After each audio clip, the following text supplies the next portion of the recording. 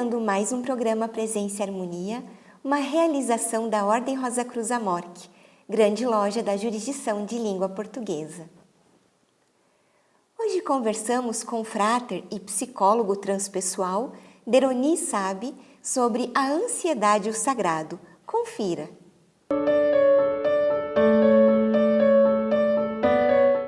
Frater Deroni, que bom recebê-lo mais uma vez aqui no programa Presença e Harmonia. Muito obrigada. É uma alegria, Soror Vivian. Eu sempre fico muito contente porque a minha atuação junto à Ordem Rosa Cruz fez parte da melhor parte da minha formação filosófica, científica, mística, enfim, né? Então tudo isso é sempre uma alegria poder contribuir de alguma maneira. Obrigada. E, Frater, você pode contar um pouquinho para a gente do seu trabalho com desenvolvimento humano? Há quanto tempo atua nessa área? Bem, na verdade, eu digo que é o trabalho de uma vida, porque eu comecei a estudar as leis da natureza, a filosofia e mesmo conhecimento das tradições há 46 anos, né? Quando eu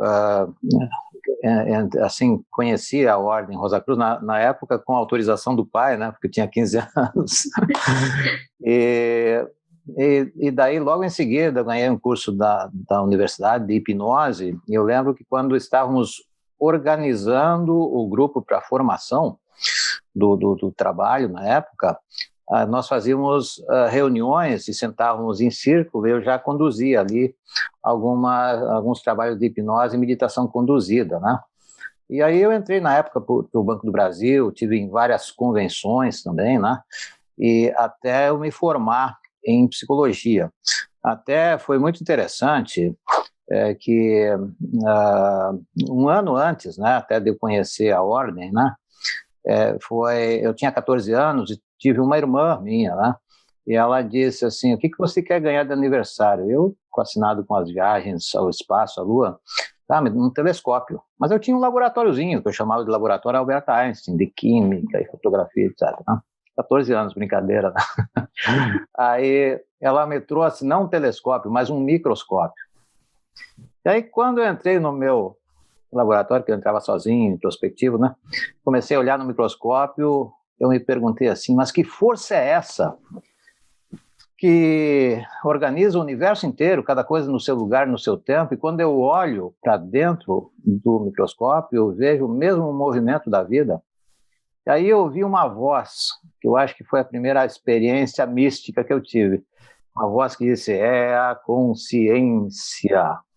Diz, mas então quer dizer que não importa em que tempo esteja, o que esteja fazendo, em que lugar esteja, o que importa é a evolução da consciência.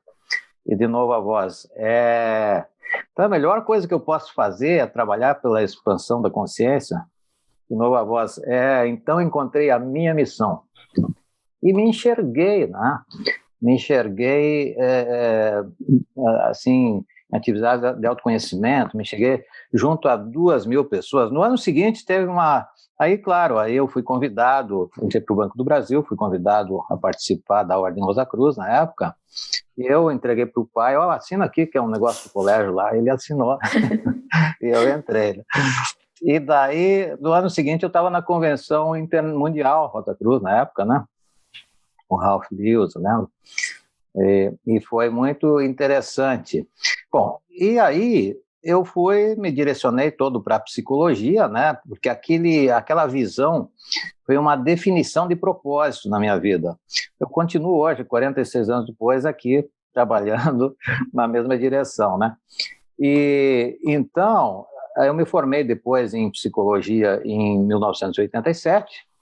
E aí eu larguei o Banco do Brasil, decidi assim, trabalhar exclusivamente assim, com a questão da psicologia, daí eu já estava organizando grupos e workshops, né?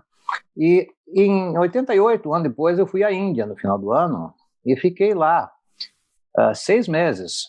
Acordava às 5h30, ia praticar meditação das 6 às 7, diversos tipos.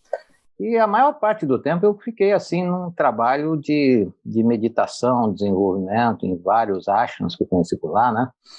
E, enfim, nesse período todo eu fui fazendo uma série de pós-graduações, abordagem holística, psicologia transpessoal, hipnose, fiz muitos cursos, neurolinguística, neurosemântica, avatar e por aí foi, né? Então, essas diversas abordagens, elas foram se somando ao que eu já conhecia. E eu vejo que sempre tem um direcionamento para a espiritualidade. Então, o que eu mais gosto é esse trabalho de ver que a nossa existência, e mais tarde eu vim fazer também algumas formações em constelações familiares, né? Então, parece que tudo isso vai completando, porque eu vejo que o ser humano é tão complexo que nós sempre temos o que aprender e reinventar até. Veja a época que nós estamos vivendo hoje, né? Então, nós precisamos reinventar a nossa linguagem, a nossa forma de nos comunicar e por aí vai, né? Com certeza. E, Frater, qual que é a importância de compreender e lidar bem com a ansiedade no mundo em que vivemos? Pois é, hoje nós podemos dizer que, digamos, nesse momento que nós estamos vivendo, principalmente da pandemia, né? E nas quarentenas, tudo isso, a ansiedade aumentou muito.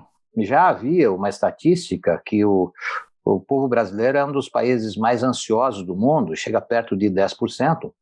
Isso falando em ansiedade grave. Porém, nós sabemos que, principalmente nesses últimos tempos, aumentou muito a ansiedade, não só a ansiedade, como os conflitos de casais, a violência doméstica, e tudo isso está relacionado com a ansiedade, né? Então, a ansiedade, ela é um sentimento muito relacionado com o medo, né? E ela acontece sempre que nós ficamos inquietos quanto ao futuro, né? E eu até lembro que eu lancei um livro em 1999 falando de inteligência emocional e autoestima, mas a ansiedade é uma parte importante da inteligência emocional, porque ela se relaciona com as emoções básicas, né? O medo, a raiva, a tristeza, né? Tudo isso. A minha atenção, assim, tem se voltado cada vez mais para a inteligência espiritual também, né? Sim? Certo. É importante hoje, já que vamos falar justamente da relação entre a ansiedade e o sagrado, né? Mas como que a pessoa representa o tempo quando ela está ansiosa? E qual que é a importância também dessa representação? Então, assim, ó, o que acontece no momento que nós ficamos totalmente voltados para o futuro? Ficamos ansiosos com um cenário geralmente negativo, ficamos tensos, enfim, esse foco no futuro, às vezes, geralmente é 80%, calcula-se em algumas pesquisas, 80% do foco da pessoa está no futuro. Aí sobra pouca atenção para o momento presente, né? Sobra pouca atenção para o momento presente, a gente pode dizer assim que a gente fica com 10% da atenção no presente e 10% no passado. Para entender melhor isso, é bom olhar para depressão, que é quando a pessoa fica com 80% do foco no passado, é algo que ela não perdoa, é algo que ela não aceitou, é algo que ela se culpa ou se sente vítima, um trauma, né? E fica só com 10% aqui e 10% no futuro, né? Agora, qual seria a melhor representação interna do tempo para uma pessoa plenamente saudável? Seria assim, 10% da atenção para o passado, 20% da atenção para o futuro, porque o para-brisa precisa ser maior do que o retrovisor, né? E 70% no aqui e agora. E isso, qual é a diferença de estar com 70% da atenção aqui agora? Os estados, inclusive, de iluminação, de excelência, que muitos mestres falam, eles ficam muito presentes, muito atentos a cada detalhe do relacionamento, do que acontece, né?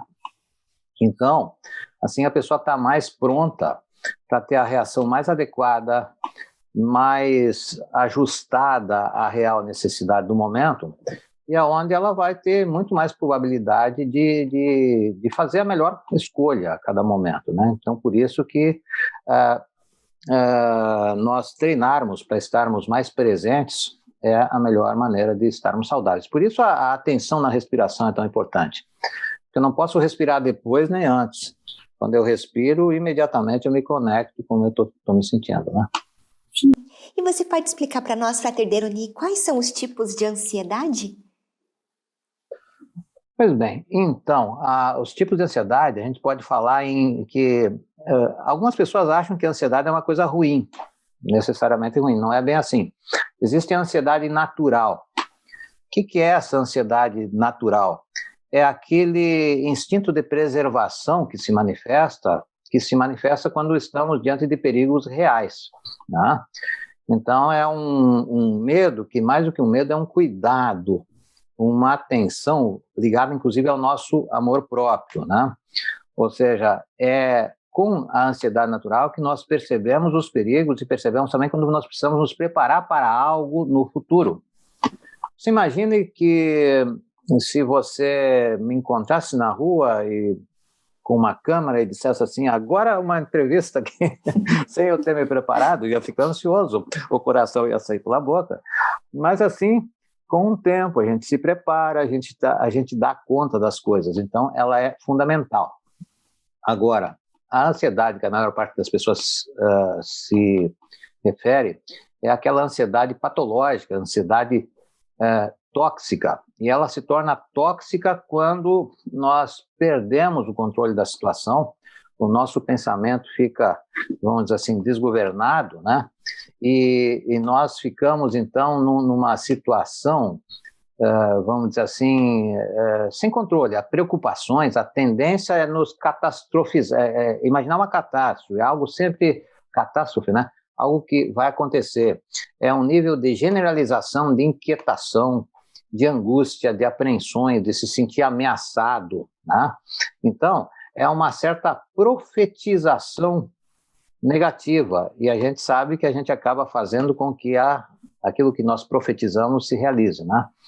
Então, é uma coisa assim de muita incerteza, e a pessoa normalmente vai se colocar no lugar de vítima, eu não posso, não adianta, é um pavor que muitas vezes é intenso, ela se identifica com o problema, né?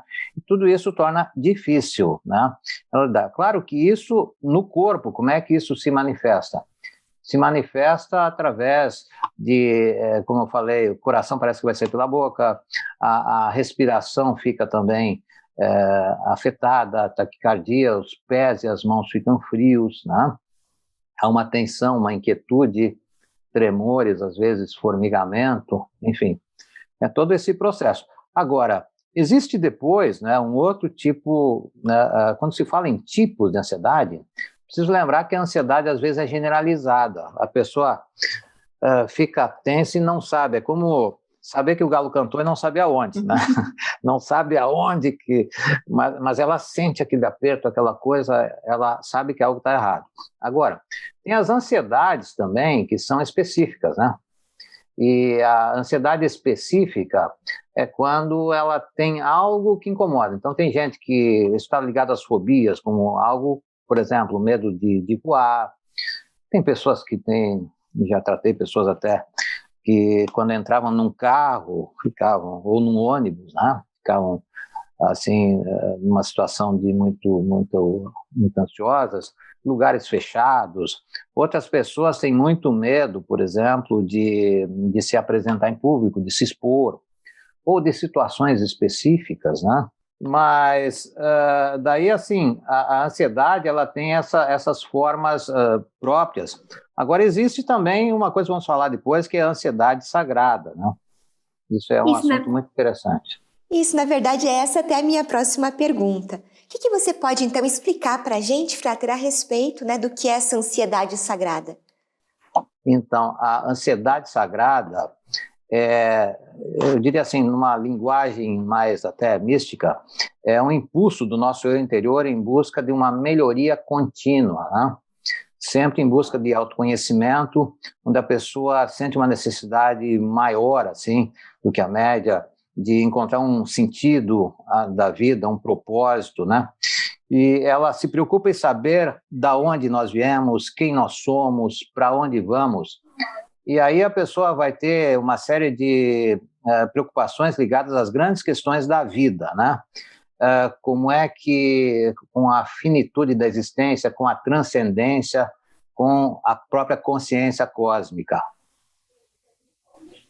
E Nessa medida, então, que a gente reconhece o sagrado em nossa vida, como o Frater estava comentando, isso nos ajuda a superarmos a nossa ansiedade tóxica? Sim, exatamente. O que acontece é que quando a pessoa não dá atenção a esse seu sentido sagrado, ao seu eu interior, vamos dizer assim, daí a ansiedade ela tende a aumentar. Eu verifico isso muito claramente, né, que com clientes que não dão atenção à espiritualidade, daí a ansiedade parece que toma um vulto muito maior. Mas por que é importante assim a pessoa desenvolver essa a conexão com o sagrado, essa consciência do sagrado? Porque daí ela se dá conta, né? Ela se dá conta que ela faz parte de um todo maior, ela se dá conta que existem leis naturais, ela se dá conta da impermanência também, ela percebe que ela é parte de um processo que também tudo muda, né? Então, nesse sentido, a gente percebe que a pessoa que dá mais atenção ao sagrado, ela tem mais fé também, né? Então, nesse sentido, a fé, nós podemos entender que é um fator que estimula a tranquilidade nas pessoas? Sim, porque a ansiedade, a gente pode dizer que é uma forma de fé, né? Só que é uma fé focada no negativo, num panorama negativo, num cenário negativo, no medo, né? Então, neurologicamente, é um tanto parecido, só que a fé, quando é uma fé de ordem assim espiritual, ela foca na esperança, ela foca em renovação, ela foca numa existência com maior significado, né? Então, a fé é quando a gente acredita em algo positivo, mesmo que a gente não tenha essa manifestação. Vamos dar um exemplo assim, Nelson Mandela, mesmo preso, né? Ele tinha uma fé em algo que vinha do futuro, né? Tanto é que ele foi se preparando para aquilo, né? E tanto é que depois teve um papel fundamental assim na paz na África, né? Então Gandhi também é outro exemplo de uma pessoa que tinha uma fé extraordinária, né? Então, quando a pessoa tem essa fé, isso aumenta o seu sentido mais ligado à espiritualidade e neutraliza as preocupações com as pequenas coisas, né? Que, né, tem até aquela historinha que uma vez eu contei, né, que diz, perguntaram a um homem muito sereno, muito tranquilo, qual é o segredo da sua serenidade? Ele disse, eu vivo segundo dois princípios. O primeiro é não te aborreça com as pequenas coisas. E qual é o segundo? Todas as coisas são pequenas, né? Então, a maneira com que a gente olha muda, né? Muda o foco, o jeito que a gente olha, nossa maneira de perceber as coisas, né? E a fé, a gente sabe que na medida que a gente aprende a confiar na gente mesmo, e até a fé como uma referência, nós vamos construindo uma convicção, que daí nós vamos, digamos, tendo aquela convicção com base na própria experiência. O Frater agora há pouco falou, né? Nós falamos sobre ansiedade sagrada, sobre ansiedade tóxica, né? Mas de que maneira o sagrado pode auxiliar nessa sensação de angústia? A fé ela vai estimular a nossa tranquilidade na medida que nos faz acreditar mais em nós mesmos, nos reconectar com a essência em um propósito maior. E aí você me pergunta, né, se a sensação de angústia, né, as maiores angústias que nós temos está ligada à ilusão da separatividade. O Pierre Weil falava muito nisso, né? Nós nos imaginarmos separados como não tendo nada a ver com nada, quando na verdade nós estamos todos ligados, né? E o que acontece com outro ser humano do outro lado do mundo me afeta de alguma maneira, sim, né? Então a percepção do sagrado nos mostra que tudo está ligado a tudo, que também existe uma impermanência, né? E que assim nós podemos acreditar que as noites escuras da nossa alma, né, têm o seu tempo de se transformar na aurora dourada, quando nós temos a postura adequada, alinhada, né? Que os invernos também tendem a ir para a primavera, ou seja, a esperança ela fica implícita nesse processo, quando então nós nos conectamos com a ansiedade sagrada, né? E que dicas o Frater tem para neutralizar a ansiedade e fortalecer o nosso equilíbrio emocional? Bom, então, o que nós recomendamos? Bom, tem uma série de dicas. Primeira coisa é cultivar um hábito de estarmos presentes o tempo todo, né? De perceber, claro, o passado como as referências que nós temos na nossa existência, mas também focar o futuro de uma maneira assim conectada, buscando princípios, propósitos, essas relações que nós temos com os valores, né? E também procurar cuidar da alimentação, das coisas básicas, né? De um sono de qualidade, procurar também, digamos assim, lembrar que nem só de pão vive o homem, mas de tudo que inspira e alimenta o espírito, né? Então eu vejo isso como grande importância. E cada vez mais tem estudos a respeito da medicina psicossomática, nos mostrando que o que nós pensamos, o que nós sentimos, as nossas relações, tudo isso vai trabalhar a ansiedade. Então não é uma questão apenas de um medo específico, mas de trabalhar o todo. É como fortalecer o nosso sistema imunológico de uma maneira geral. E para isso podemos fazer muitas coisas, nos movimentar, tomar sol, ou seja, quanto mais nós vivermos em harmonia com as leis naturais, mais então, naturalmente, vamos lidar com mais tranquilidade. Né? E tem muitas coisas que pode se fazer, né? Cuidar do sono, tem os chás, a natureza, cuidar também com os alimentos, assim, muito industrializados, o açúcar, refrigerante, enfim. É todo um cuidado global que se reflete, então, na nossa tranquilidade, porque nos sentimos seguros. Né? E em meio a essa pandemia, né, com a atual situação da saúde no mundo, a ansiedade também, a gente, né, como o Frater mesmo falou no começo da entrevista, ela está presente. Se conectar com o sagrado nesse momento, de que maneira ele pode nos ajudar? Então, eu acho que justamente nos lembrando, eu falei há pouco, né, eu acho que adiantei um pouco o assunto, né, questão do sistema imunológico, né, porque lembrar que o sistema imunológico não é só uma questão de uma vitamina D, que é muito bom, né, não é só uma questão de manter a nossa estrutura física, mas essa estrutura mental e emocional, e estar atento aos propósitos, não apenas de uma vida inteira, mas os propósitos de cada dia, viver cada dia na sua inteireza, né? Então, eu acho que para isso também é muito importante a prática da meditação. Algumas práticas, como dormir em horas adequadas, né?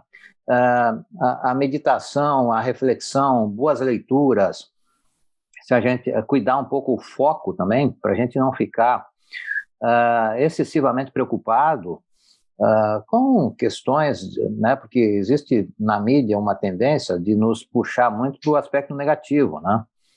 Enquanto que a gente pode também focar, puxa, quanta gente está se recuperando, tá se melhorando, né? Então, isso é algo que muitas pessoas não se dão conta, que nós temos uma ecologia interior também, né? E essa ecologia interior, ela é a sintonia do que eu penso com o que eu sinto, com o que eu, de alguma forma, também falo e faço. Então, a consciência das palavras. Então, as coisas que eu recomendo, é claro que eu trabalho com hipnose, eu trabalho com neurosemântica, trabalho com a psicologia transpessoal, e eu procuro auxiliar as pessoas a se conectar com essas práticas, né? Porque isso ajuda bastante também.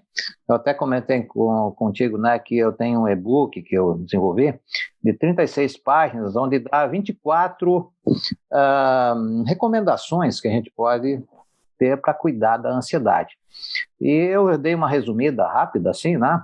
Mas eu desenvolvi até, inclusive, um curso onde são 57 vídeos que trabalham múltiplos aspectos, assim, de ansiedade. Meus são 30 e outros 27, assim, com outros profissionais. Então, na verdade, considerando que a ansiedade está ligada ao medo, é o cuidado conosco em todos os aspectos da vida, né?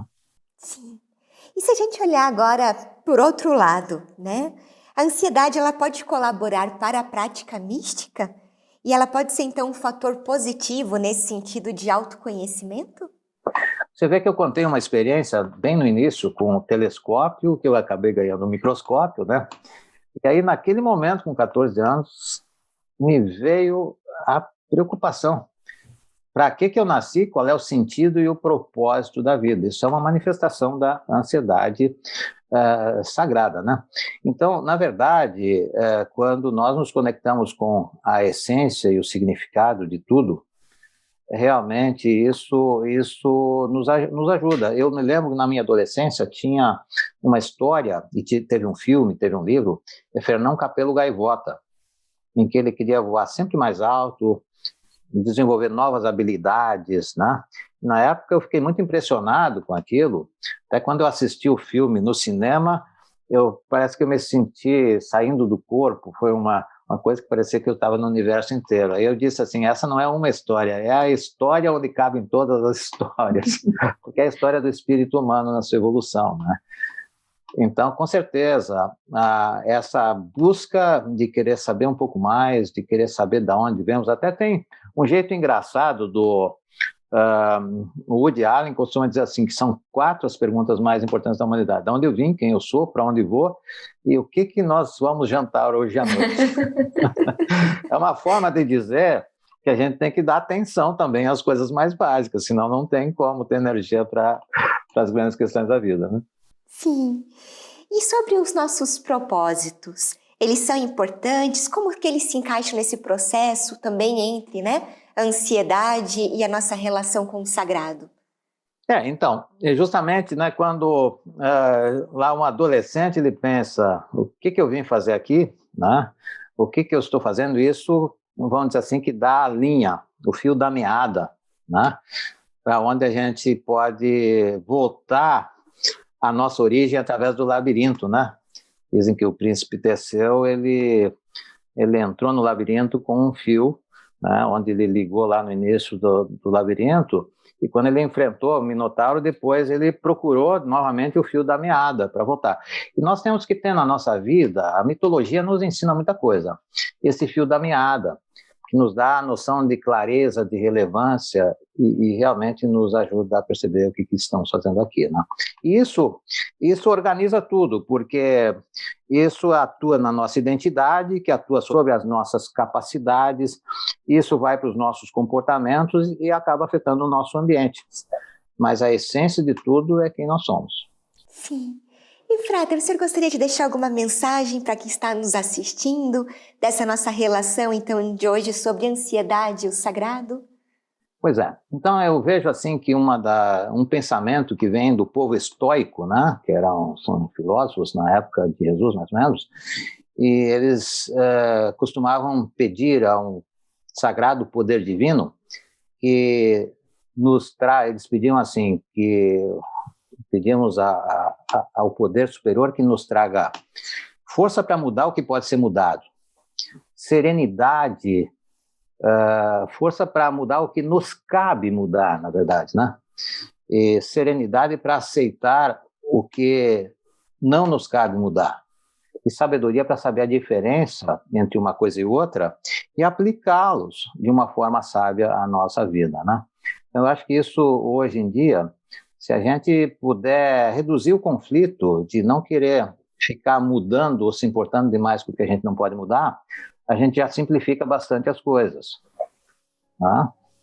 Então, Sim. É isso que eu desejo. Eu desejo que nós nos tornemos cada vez mais a transformação que desejamos para o mundo, como o Gandhi costumava dizer. Agradeço pela oportunidade e admirarei sempre esse trabalho que vocês, que todos nós fazemos, né? Mas que a Ordem Rosa Cruz faz, né? E agradeço pela oportunidade, estou à disposição para outros momentos que for necessário. Imagina, Frater, somos nós que agradecemos, né? Muito obrigada. Eu agradeço. Aproveito para lembrar do nosso e-mail presençaharmonia@morte.org.br É muito importante para nós essa via de comunicação que nós temos com você que nos assiste. Agradecemos a participação conosco hoje e até o nosso próximo encontro. Paz profunda!